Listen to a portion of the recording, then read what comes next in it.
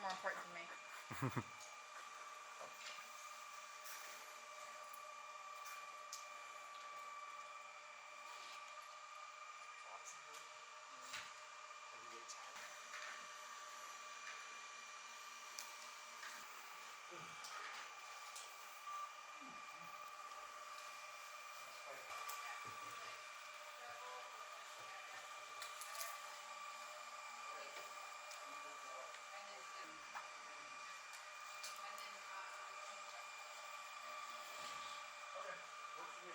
Ready?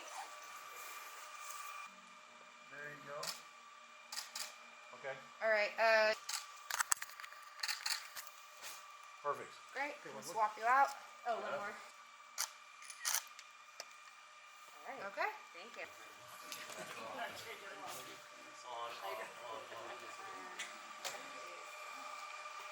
Like we're right. Should I sit in the middle or just? To the middle. All right. I don't know how it's gonna. There we go. Yeah. All right. Good. All right. Here we go, guys. All right. Coach Smith, you want to kick off with some more? Enjoyed kind of the events, Jimmy Kimmel Live, and going up to University Studios. So first class in regards to accommodations and activities. Ball games in my career, and you can tell that a lot of thought and energy have been put into making this a first class event. From and his name being attached to it, to the stadium here being maybe the I don't know, this may be what everybody else is looking at, what stadiums are going to look like. About the challenge that we have ahead of us with Oregon State, Coach Smith and his group. We know just watching them on film that it's going to take our best game to be able to compete and play the way we want to. But I do believe our guys are excited about it and enjoy it, but ready to also take the next step and go out and play a game and compete tomorrow in this stadium.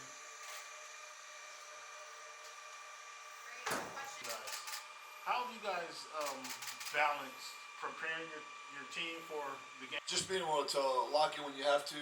There's so many things going on, but you find out just how mature a football team is and what your leadership on the interior of your team looks like. You want to. A lot of hard work, well over 330 or some odd days to prepare for this one opportunity and to get to this opportunity. So you, as a head coach and as a staff, you just balance it best you can. Remind them again that we're here for business. A lot of traffic, newfound respect for traffic and what it does not look and like. Of bowl prep, or 2.5 weeks of bowl prep. Did you use this more as a just game-focused week, or did you use this as a time to kind of get those young guys more time? Yeah, there's no question it was a condensed schedule, especially with recruiting. Talk about coming home. Yeah, obviously participating and involved in something close to home like this is good. Jonathan, caught up with your old office. Is that true? And just how did your time at Glendora shape you into the coach you are today? He did introduce me a lot of those coaches. I knew it at that point when I was playing high school football that I wanted to be a coach, and some of that was because of the impact they made on my life and the strategy of it. And so, kind of got my start there, and then. Since being in the area, how have you handled the recruiting in Southern California and Los Angeles area? You're gonna have to recruit well here. I'm fortunate to have a couple guys that know the area very, very well. Have some past players that coach in the area, and I think relationships established here in a way that we know we can come in each year. Yeah, Southern California is huge for our recruiting and football getting played, and so having a presence down here through the month of December, talking about it, and recognizing that You're expecting a huge family and friend, and then also any recruits or signees going to be at the game. Yeah, we got a lot of players from the area and out throughout the week, seeing them at the hotel, and that's a beautiful thing. We have had of the COVID cases around the country. How's that affecting your locker rooms, and what are you doing to prepare for the unexpected? For us, it's definitely been a change. Kind of our day-to-day in Utah for quite a while. I hear the guys talking about it. We've had to continue to remind everybody. It becomes a habit of not wearing them. Now we're getting back. so far so good in regards to it hasn't overly affected anyone that's available to play. Statement regarding that, so I'll ask you, has that been a distraction for you at all, and kind of what's your headspace at today regarding all that? It hasn't been transparent. I don't keep things from our guys. We close the door and I'm very open with them.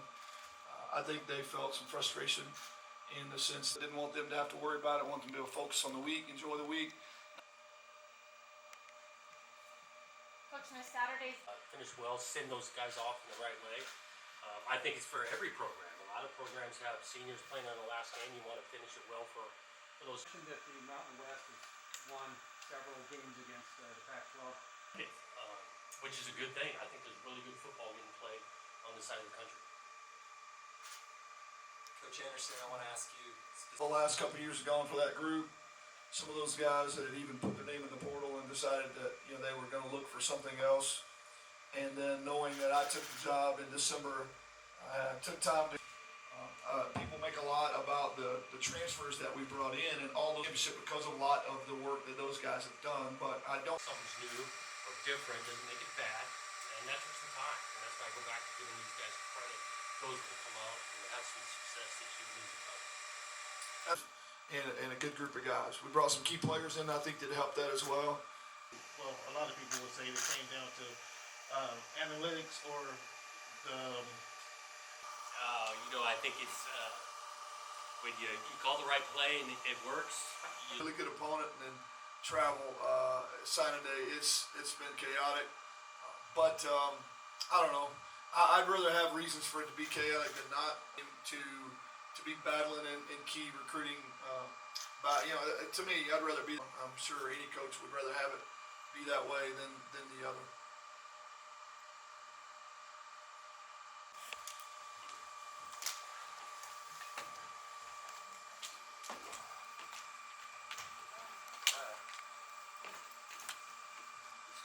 Take care. See you tomorrow. See you tomorrow.